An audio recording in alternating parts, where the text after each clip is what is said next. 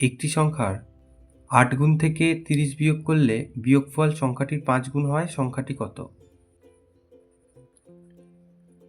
এখানে আমরা প্রথমে মনে করতে হবে সংখ্যাটি x। তাহলে প্রশ্নানুসারে বলে লিখে দিলেই হয়ে যাবে। প্রশ্নানুসারে এই যে সংখ্যাটার 8 গুণ বলেছে, তার মানে 8x, তার থেকে 30 বিয়োগ করতে হবে, পাওয়া যাবে সংখ্যাটার 5 গুণ 5x।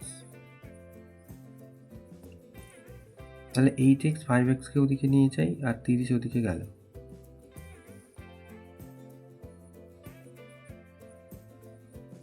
তাহলে 3x = 30।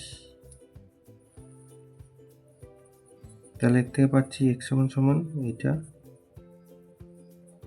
10। তাহলে x এর মান হচ্ছে 10। তাহলে সংখ্যাটি কত? সংখ্যাটি 10।